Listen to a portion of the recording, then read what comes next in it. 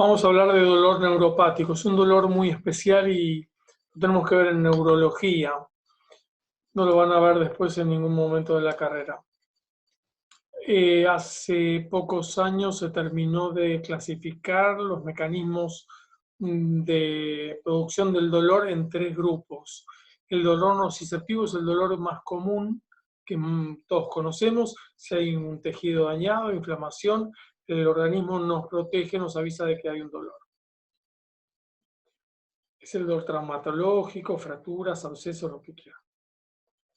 El dolor neuropático es de lo que vamos a hablar hoy, que es el dolor que se produce cuando hay una lesión en el sistema nervioso periférico central, en las vías del dolor, que genera un dolor cuando no hay ninguna lesión o amenaza de lesión a los tejidos, sino el problema está en la conducción y la amplificación de la sensación dolorosa. Y por último, el dolor que fue aceptado hace poco, hace 3 años, por la Asociación Mundial del Dolor, digamos, que es el dolor nociplástico, que es la sensación dolorosa cuando no hay ningún estímulo que provoque dolor y no haya ninguna lesión en tejidos ni en el sistema nervioso somatosensorial. ¿Qué quiere decir? Que con cualquier estímulo no doloroso, aunque es apenas molesto, los pacientes van a sentir dolor. Dentro de este capítulo de dolor nociplástico está la fibromialgia y muchos otros síndromes en los cuales no van a encontrar jamás una causa estructural orgánica de falla del sistema somatosensorial o de los tejidos que puedan producir dolor. Estos pacientes tienen dolor, sufren dolor, no es que están haciendo una conversión psiquiátrica o una sensación facticia del dolor o ficticia del dolor, que sería otro tema más que nada de psicopatología, sino que tienen la sensación dolorosa aunque el estímulo no sea suficientemente doloroso. Eso afecta a muchísima gente, pero no es el tema del cual vamos a hablar hoy. Pero tengan presente que fibromialgia está dentro de este grupo del dolor nociplástico y es muy frecuente. Vamos a hablar de dolor neuropático. La definición es que el dolor neuropático es el dolor causado o provocado por una lesión o enfermedad que afecta al sistema somatosensorial.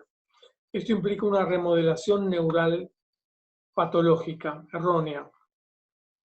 El dolor neuropático es distinto clínicamente y responde distinto al tratamiento que los otros dolores, con lo cual es importante que lo tengamos en cuenta para orientar el tratamiento inicial y el diagnóstico inicial.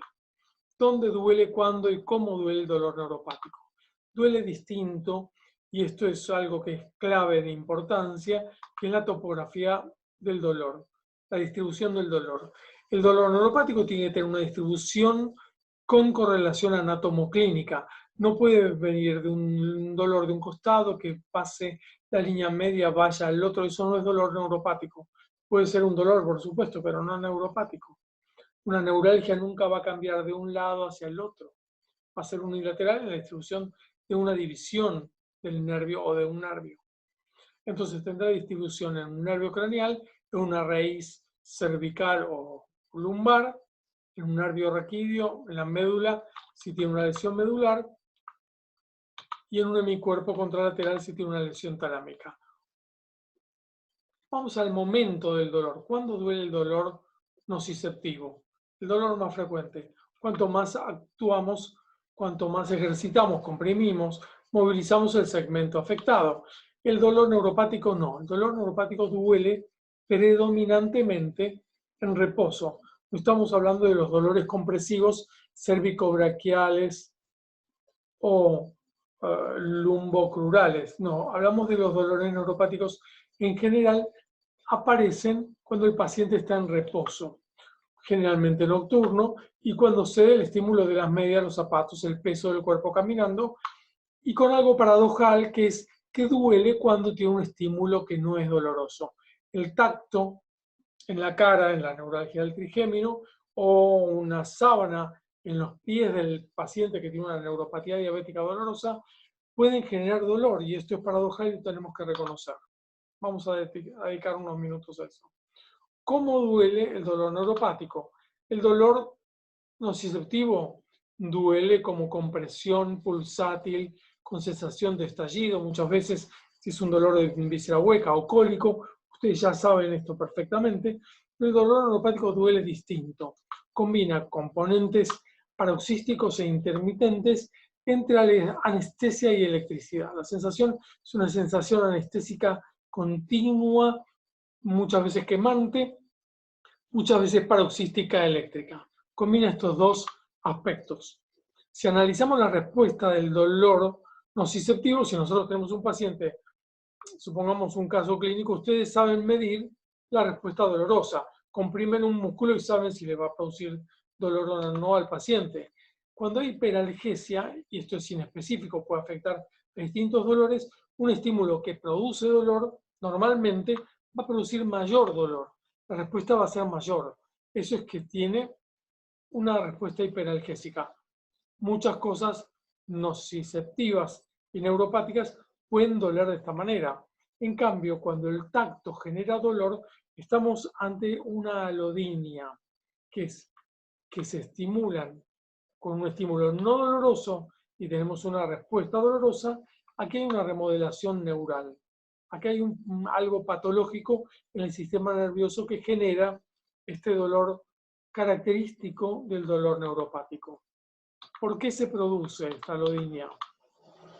Analizamos una fibra de un nervio sensitivo con componentes, con fibras finas, transmisoras del dolor, y fibras gruesas, mielinizadas, protectoras del dolor. Esto ya lo deben saber ustedes de histo y de fisio, en algún lugar lo deben recordar.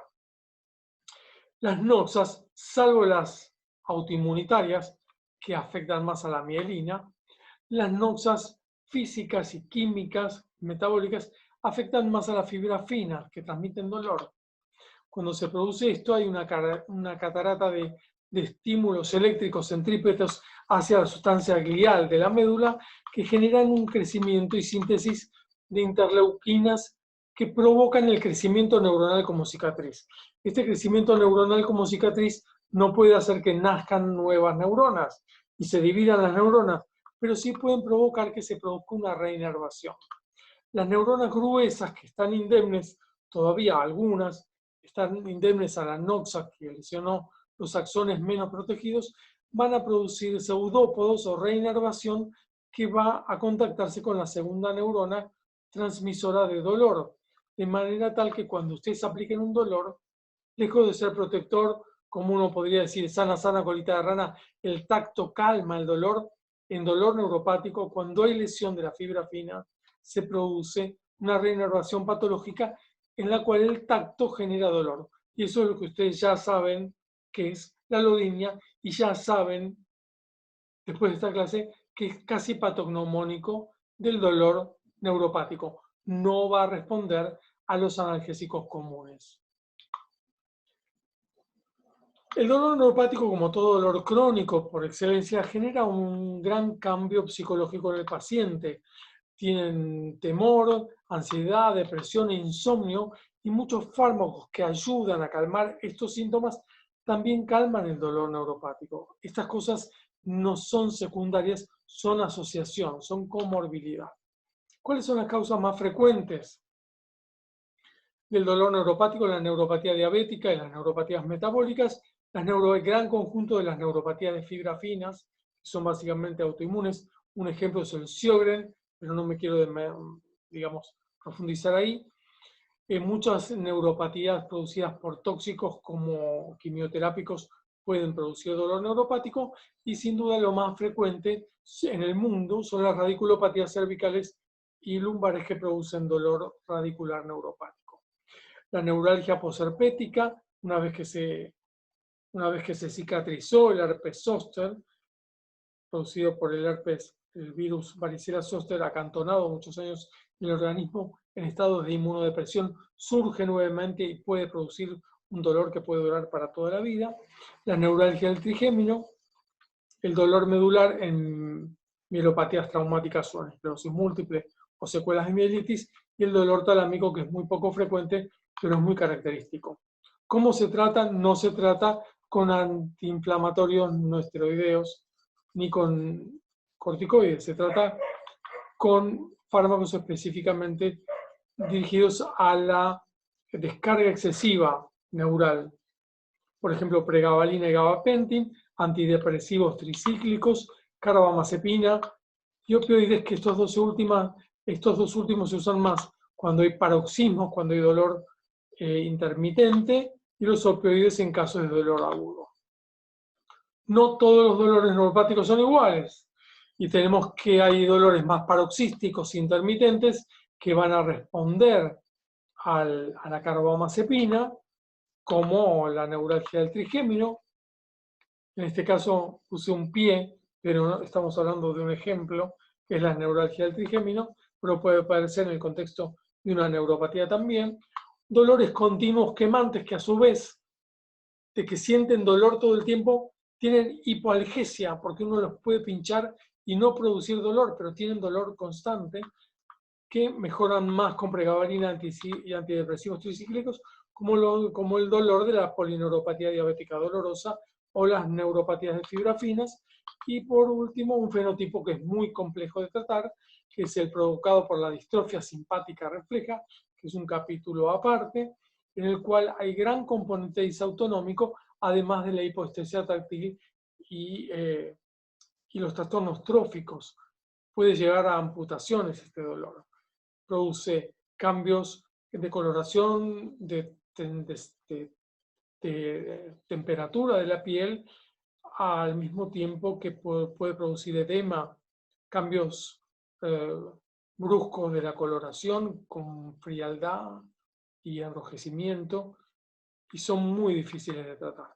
Les dejo bibliografía. Nuestro grupo escribió 2 libros sobre dolor. Este es uno de dolor general, y este que es de libre acceso para los que les interese, el libro de dolor neuropático. Continuamos con otra clase.